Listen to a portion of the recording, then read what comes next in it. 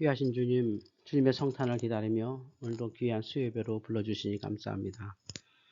오늘 수요예배를 통하여 기독교 최고유산 신비신학을 배우며 하나님께 예배하려고 합니다. 성령으로 이 예배 인도하시고 말씀 전하는 목사님과 함께 듣는 저희들 모두 은혜롭게 하여 주시옵소서. 이 예배 가운데 하나님의 은총이 함께 하시길 원하며 귀하신 예수님의 이름으로 기도하옵나이다. 아멘. 사도신경. 나는 전능하신 아버지 하나님, 천지의 창조주를 믿습니다. 나는 그의 유일하신 아들, 우리 주 예수 그리스도를 믿습니다. 그는 성령으로 잉태되어 동정녀 마리아에게서 나시고 본디오 빌라도에게 고난을 받아 십자가에 못 박혀 죽으시고 장사된 지 사흘 만에 죽은 자 가운데서 다시 살아나셨으며 하늘에 오르시어 전능하신 아버지 하나님 우편에 앉아 계시다가 거기로부터 살아있는 자와 죽은 자를 심판하러 오십니다. 나는 성령을 믿으며 거룩한 공교회와 성도의 교제와 죄를 용서받는 것과 몸의 부활과 영생을 믿습니다. 아멘. 찬송가 109장 함께 찬송하겠습니다.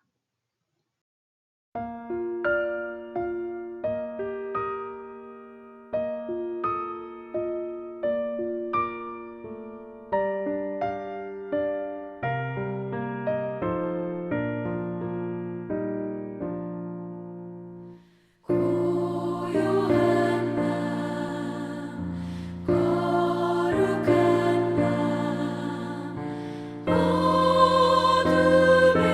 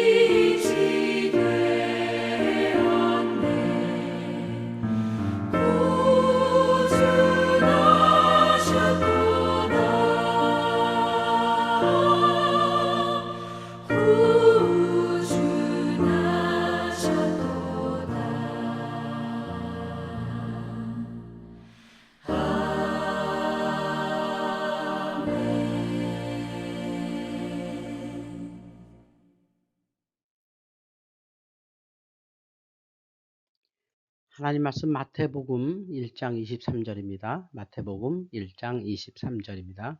이 말씀은 하나님의 말씀입니다. 보라, 처녀가 잉태하여 아들을 낳을 것이요 그의 이름은 임마누엘이라 하리라 하셨으니 이를 번역한즉 하나님이 우리와 함께 계시다 함이라. 아멘.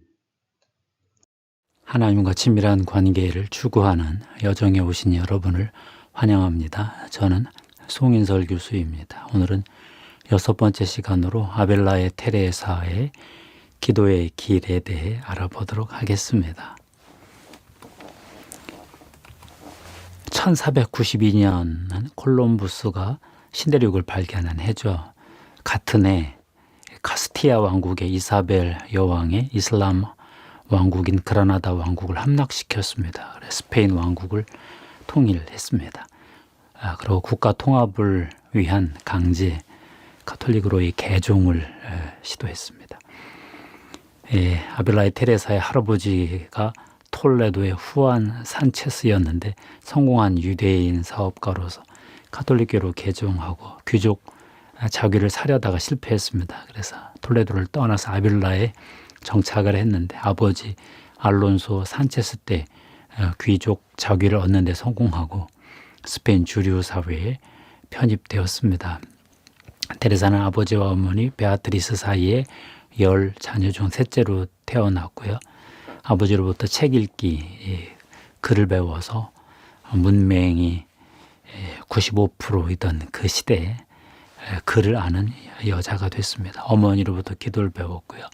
성인과 순교자 이야기를 들으며 성장했습니다. 아벨라의 테레사가 1515년에 태어났으니까 마르틴 루터가 하나님의 의를 발견하던 로마서 주석에서 그때 태어난 거고요. 1515년에 태어났으니까 장깔뱅과 거의 동시대입니다. 깔뱅이 몇 살 위고 10대 시절에 아벨라의 테레사는 혼란을 많이 겪었습니다. 13세 어머니가 돌아가시면서 방황이 시작되었고요. 16세 때 아버지가 아우구스티누스 수도회 부속 기숙학교 소녀 학교에 입학을 시켰습니다. 그랬는데 다음 해 중병에 걸려서 집으로 돌아왔습니다. 병약했던 것 같아요. 근데 오르티고사에 사는 숙부의 영향을 많이 받아서 숙부로부터 어떤 영적 감화를 많이 받았다고 합니다. 20대, 30대, 20년간 테레사는 수도의 이제 길에 입문을 했는데 고생을 많이 했습니다. 20세에 수도 소명을 느끼고 아버지가 반대하는데도 강생 갈멜 수녀원에 몰래 도망치 들어갔습니다. 1537년 22세 때 수도 서원을 했고요.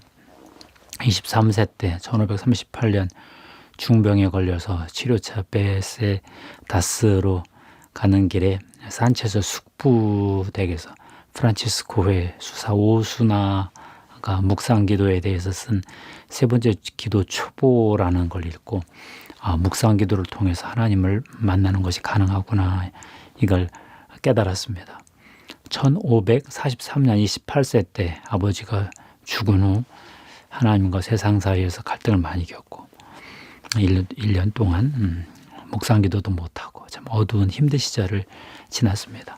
드디어 1554년 39세쯤 돼서 테레사가 극적으로 재헌신을 하는데요. 기도실에서 고난받는 예수 그리스도의 그 상 앞에서 큰 영적 충격을 받았고 예수 그리스도에게 삶을 드렸습니다. 아우구스티누스의 고백록을 읽으면서 깊이 공감을 했다고 하고요.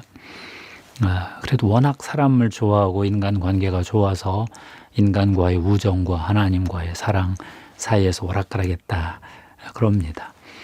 40대가 돼서 그 초반, 40대 초반에 테레사가 드디어 신비체험을 하게 됐습니다. 1556년 41세 때 예수회 프라다노스 신부와 영적 대화를 나눈 후 찬송과 기도를 하다가 최초의 신비체험 황홀경 타론을 경험하면서 영적 약혼의 은혜를 받았다 해요.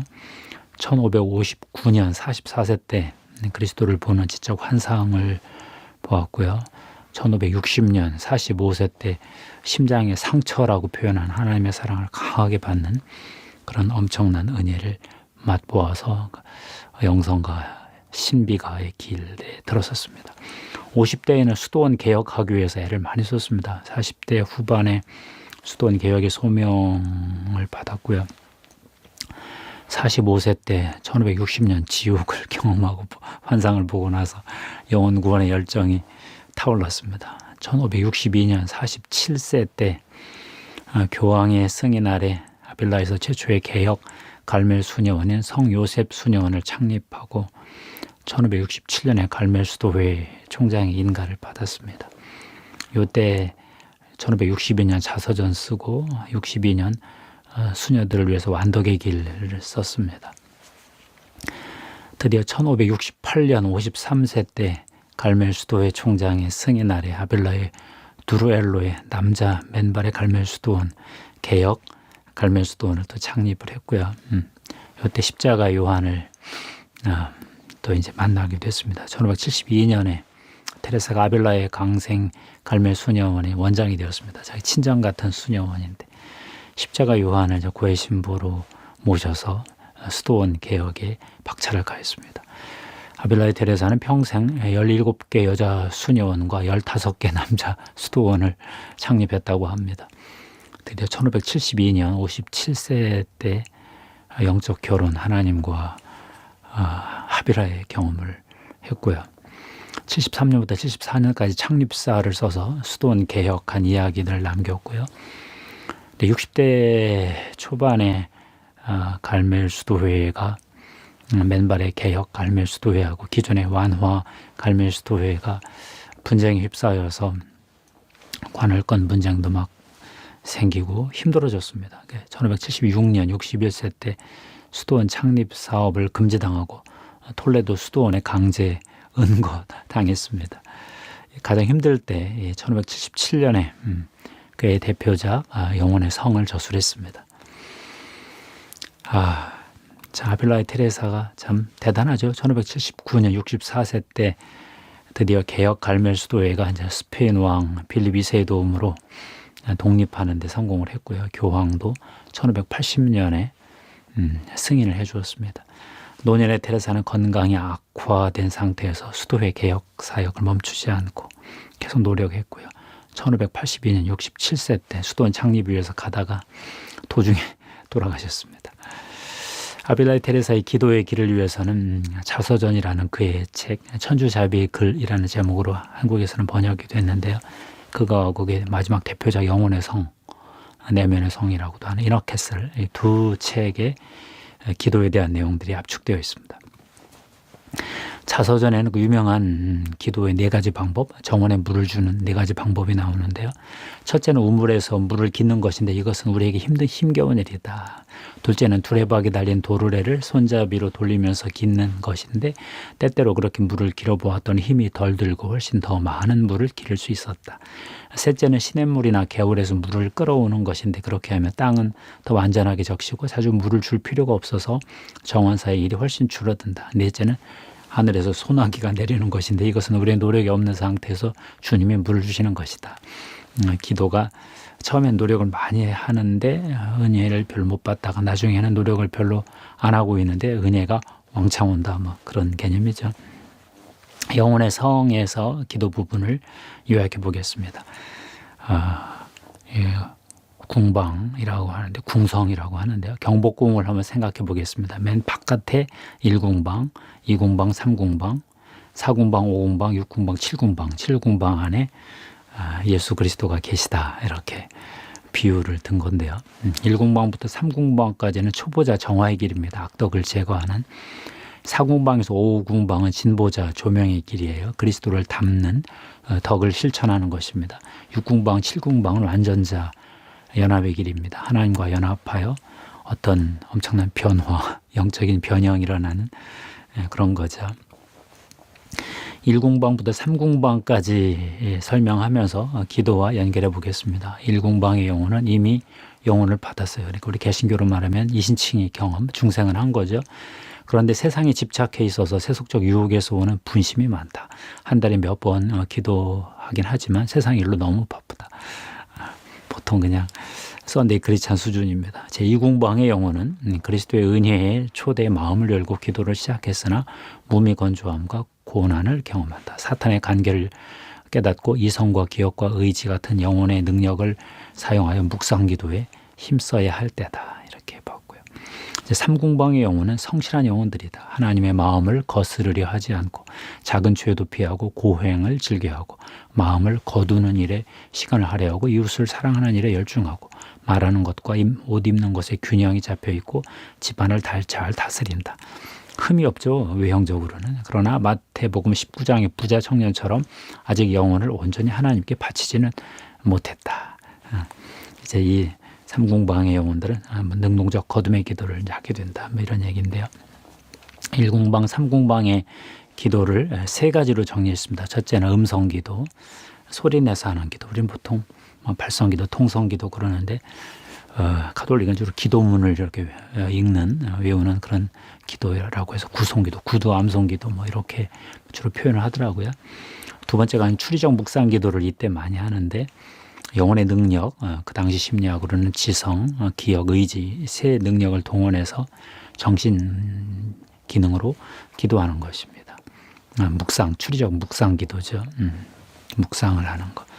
능동적 거둠의 기도라고 그러는 이 기도가 참 중요합니다. recollection인데 이 거둠의 기도는 자신을 거두어 드리는 기도를 말합니다. 영혼의 주요 능력, 지성, 기억, 의지의 활동과 감각, 오감, 상상의 활동을 잠잠하게 하는 가운데 모든 관심을 영혼 안으로 집중하고 그 안에 계신 하나님의 현존을 느끼면서 마음으로 하나님과 교감을 나누는 기도이다. 자기 영혼 안으로 스스로 자기 능동적으로 자기가 주체적으로 들어가서 깊은 마음으로 하나님과 교감을 나누고 대화하는 그런 기도입니다. 그러니까 이렇게 되면 능동적 거둠의 기도를 할 때가 되면 정감적 묵상, 감성적, 감정적 묵상을 하게 되겠죠. 기도가 좀 단순해지고. 4공방, 5공방의 기도가 이제 조명의 길에서 어떤 진보자의 기도인데요.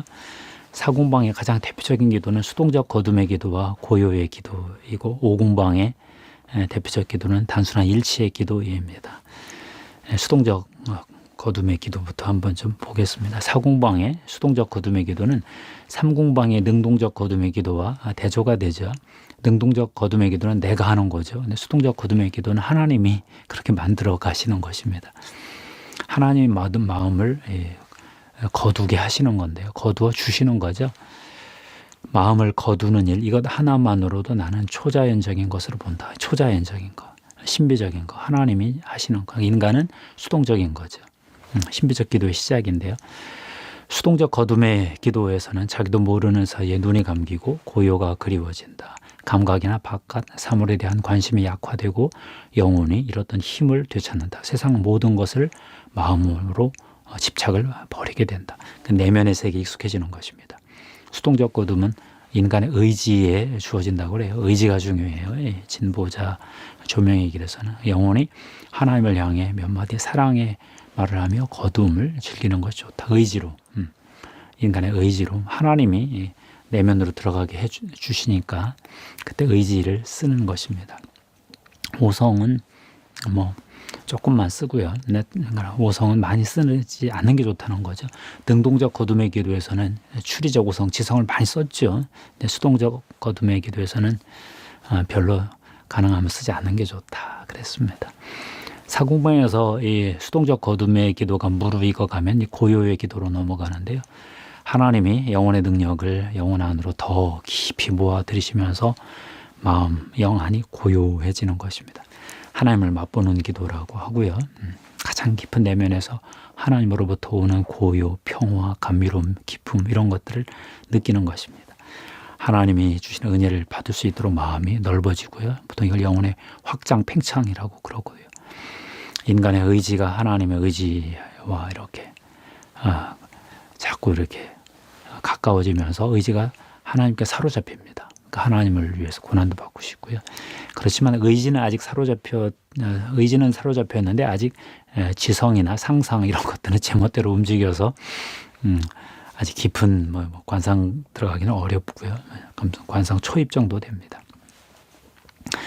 테레사는 기도에 힘쓰는 많은 영혼이 사궁방에는 들어오더라 그런 말을 했어요. 근데 사궁방은 자연과 초자연이 함께 공존하는 곳이라서 마귀가 해를 많이 끼친다 이런 표현도 썼더라고요. 오궁방은 이제 진보자가 이제 관상기도가 깊어지는 건데 보통 단순한 일치의 기도를 드린다 그럽니다. 하나님의 의지와 인간 영혼의 의지가 하나가 되는 거예요. 일치기도. 인간의 의지가 하나님의 뜻과 하나가 되는 것입니다. 하나님의 뜻이 뭐죠? 하나님 사랑, 이웃 사랑이죠. 그러니까 하나님을 열심히 사랑하고 이웃을 열심히 사랑하는 그 일에 열심을 내는 것입니다. 주님이 우리에게 요구하는 일은 단 두 가지. 하나님 사랑과 이웃 사랑이다. 이 두 가지만 철저하게 지키면 우리는 하나님의 뜻을 이루는 것이 되고 하나님과 하나가 될 수 있다. 이게 단순한 일치의 기도입니다. 단순한 일치의 기도에서는 영혼의 모든 기능이 하나님께 사로잡혀 이렇게 마비되는 현상이 더 심화가 됩니다. 영혼의 의지뿐만 아니라 지성, 기억, 상상력도 다 사로잡히기 때문에 고요해지는 거죠. 고요해지는 걸 넘어서서 흔들림이 없는 거죠. 일치의 기도에서는 완전한 자아의 죽음이 일어납니다. 누에가 나비가 되기 위해서 죽어야 하듯이 고치 상태에 들어가는 거죠. 우리가 하나님과 일치하기 위해 세상에 대해 완전히 죽어버리게 됩니다. 인간이 이 단순한 일치 기도 상태에 이르고 세상에 아주 죽어버리면 하얀 나비가 되어 나온다. 이런 고치의 비유를 썼습니다. 테레사는 이 일치의 기도, 단순한 일치의 기도를 영적 맞선 미팅으로 표현을 해요. 왜냐하면 완전자 때 영적 약혼 결혼 얘기가 나오니까 그 전 단계의 맞선과 좀 비슷하다 이제 그런 뜻이죠. 두 사람이 결혼할 때 그들이 비슷한지 서로 사랑하는지 만나서 서로 만족하는지 논의한다. 하나님과 연합도 그러하다. 단순한 일치 이때가 하나님과 영혼이 하여튼 맞선 단계다. 하나님과 연합은 아주 짧은 시간에 지나간다. 이런 하나님과 연합에서 영혼은 자기가 맞이할 신랑이 어떤 분이신지 살짝 보는데 그친다. 그럼 이제 영혼은 영적 약혼을 방해하는 것을 이제 다 장애물들을 제거한다 이렇게 봤습니다. 신랑이 신랑을 한번 봤으면 이제 너무 폭 빠진 거지. 다른 신랑은 거들떠보지도 않고. 이제 육궁방, 칠궁방의 기도로 넘어가겠습니다. 완전자의 길이죠. 연합의 길. 육궁방의 영혼은 영적 약혼, 스피리추얼, 에스파우절, 약혼을 합니다.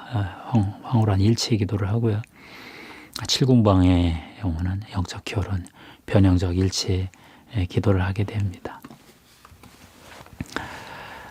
영적 약혼에 들어간 육궁방의 영혼은 황홀한 일치라고 그랬죠. 영혼을 감각으로부터 벗어나게 하는 탈원, 황홀경 뭐 이런 것이 엑스타시, 랩추 이런 것들이 일어납니다.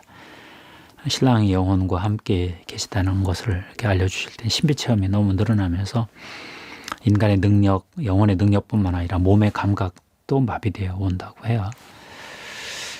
그렇지만 아직 영적 약혼은 아직 갈라설 수 있다 이렇게 봤습니다. 아직 결혼 단계는 아니다. 영적 약혼 상태에서 영혼은 신랑을 뵙고 싶은데 못 보니까 아직 결혼 상태 전이니까 굉장히 영혼이 고통을 많이 받는다 그래요. 가끔 신랑 대신 예수 그리스도가 방문을 해주시는데 너무 감질나는 거죠. 사랑의 상처를 받고 하나님의 사랑으로 불타오르고 이때 신비체험이 제일 많다고 합니다. 어떤 영적인 내적인 말씀, 황홀경, 영의 비상, 어떤 지적 환상, 상상 뭐 이런 것들이 쭉 열리는 건데요. 영적 약혼 후반부에 영혼의 어두운 밤이 온다고 그래요. 엄청난 고통을 누린다. 칠궁방에 들어가기 전에 마지막 정화가 일어나는 거죠. 칠궁방 이제 들어가서 영적 결혼으로 가서 변형적 일치의 기도를 드린다 하는데요. 이제 우리 영혼과 주님이 이제 완전히 하나가 되는 것입니다. 이런 표현을 썼어요. 주께서 부활 후에 찬란하고 아름답고 위엄스러운 모양으로 나타나셨다. 그리고 저에게 네 것과 내 것을 바꿀 때가 드디어 왔다. 나는 네 일을 내 일처럼 보살필 것이다. 이렇게 말씀하시더래요. 영적 결혼 상태에서 이제 영혼이 이제 아는 거죠. 믿는 것을 넘어서서 지성의 환시, 영적 지성으로 이렇게 볼 때 삼일체 하나님을 따로 다 봤다는 그런 기록이 있었는데요. 깜짝 놀랐어요. 삼위일체론 공부하면서 이 부분이 정말 좋더라고요. 영적 결혼 상태에서는 하나님과 갈라지는 일은 없다. 항상 같이 계시는 거죠. 자기 영광은 다 잃어버리고 하나님의 영광만 구하고 다른 사람 영혼 구하기 위해서 목숨도 걸고 사도의 길을 가는 것입니다. 복음 전하는 선교사의 길을 가는 것입니다. 사도의 열정으로 마무리되고요. 아빌라이 테레사의 기도가 성장하는 그 과정에서 참 사로잡히는 범위가 조금씩 바뀌는구나 그런 걸 느꼈어요. 사공방 수동적 거둠의 기도, 고요의 기도에서는 영혼의 기능 중에 의지가 사로잡히더라고요. 오공방 일치의 기도, 영적 맞선 상태에서는 의지뿐만 아니라 지성, 기억, 상상, 그러니까 영혼의 내적 능력은 다 사로잡히더라고요. 육공방 영적 약혼 상태에 가면 몸의 감각까지 사로잡혀서 기도하다가 갑자기 그냥 황홀경 들어가서 안 움직이시고 가만히 있고. 프란체스코 전기 보면 그런 말이 나오거든요. 쭉 가다가 스승이 갑자기 황홀경 빠지면 제자들을 기다리는 거예요. 몇 시간이고. 그런 몸의 마비 현상. 7공방의 영적 결혼 상태가 되면 오히려 이런 신비 체험들이 많이 없어진다 그래요. 참 놀랍죠. 감사합니다. 오늘은 6번째 시간으로 아빌라의 테레사의 기도의 길에 대해서 살펴봤습니다. 영혼의 성에 나타난 기도의 진보를 정리한 건데요. 1공방, 3공방은 구성기도, 추리적 묵상기도, 능동적 거둠의 기도, 정감적 묵상의 기도 이렇게 드리고 4공방, 5공방, 4공방에서는 수동적 거둠의 기도, 고요의 기도, 5공방에서는 단순한 일치의 기도를 드리고 6공방에서는 황홀한 일치, 영적 약혼의 기도를 드리고 7공방에서는 변형적 일치, 영적 결혼의 기도를 드린다. 정말 놀라워요.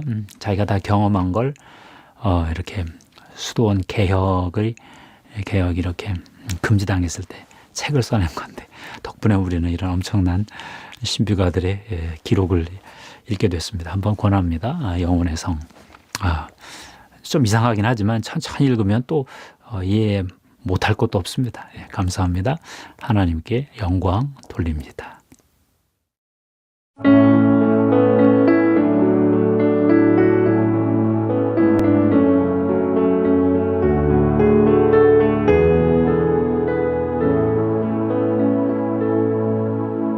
너의 하나님 여호와가 너의 가운데 계시니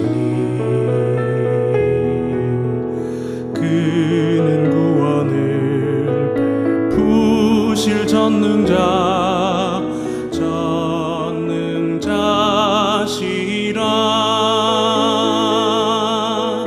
그가 너로 인하여 기쁨을 이기지 못하시며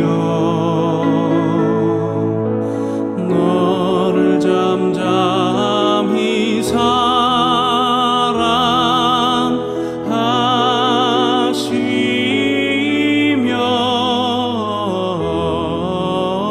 즐거이 부르며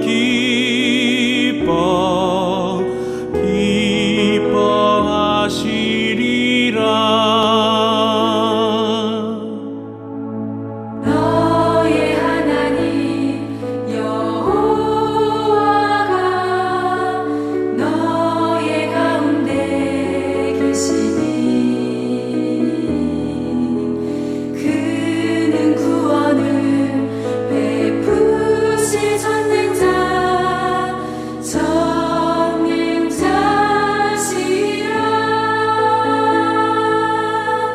그가 너로 인하여 기쁨을 이기지 못하시며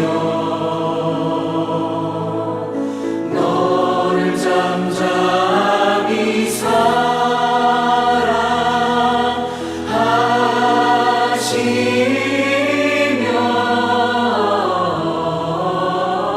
즐거이 부르며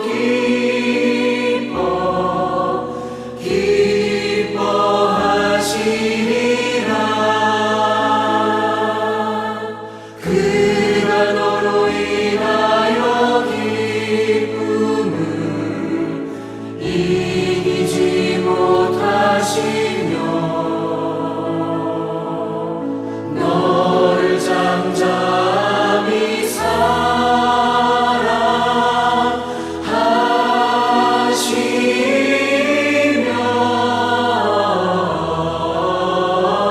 즐거이 부르며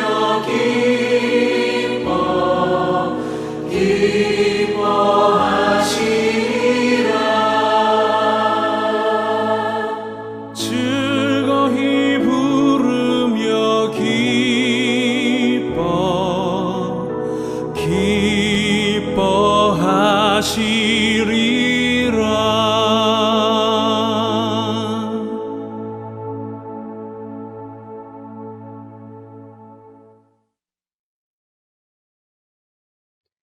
이제 주기도문으로 수요예배 마치겠습니다. 하늘에 계신 우리 아버지, 아버지의 이름을 거룩하게 하시며 아버지의 나라가 오게 하시며 아버지의 뜻이 하늘에서와 같이 땅에서도 이루어지게 하소서.